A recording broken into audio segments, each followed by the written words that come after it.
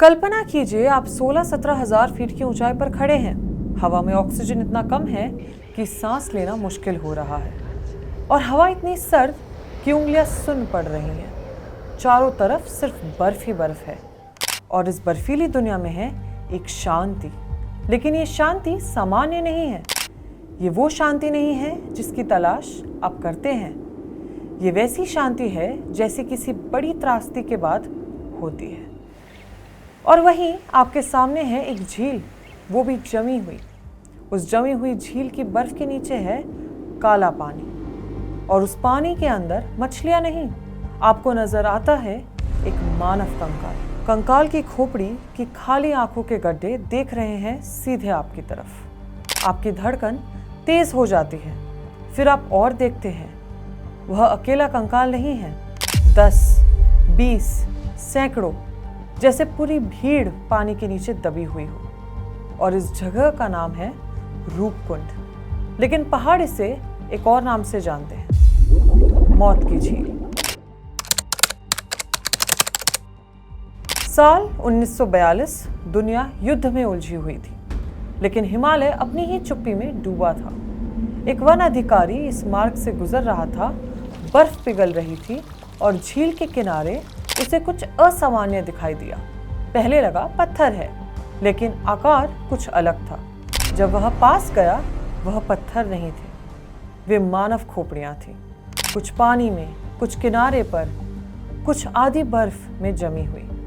जांच हुई और धीरे धीरे स्पष्ट हुआ, यह कोई एक दो शव नहीं थे, सैकड़ों अवशेष एक साथ, इतनी ऊंचाई पर, इतनी दुरस्त जगह पर।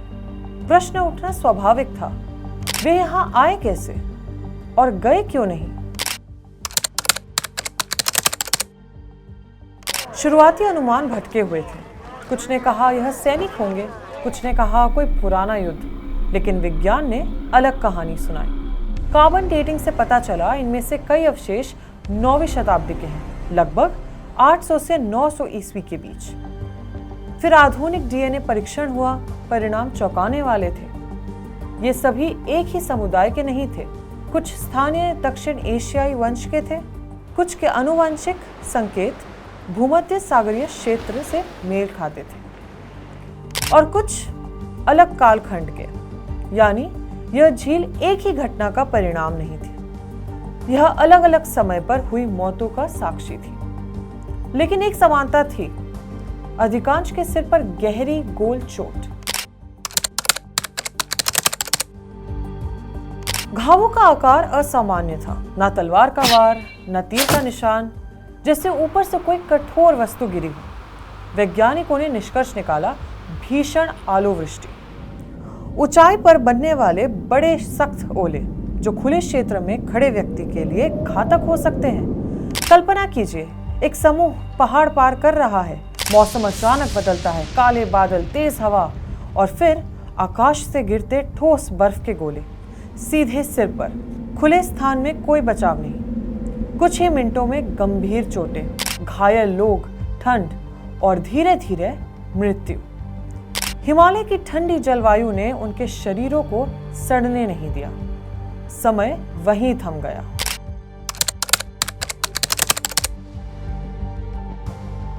लेकिन पहाड़ों की अपनी स्मृति होती है।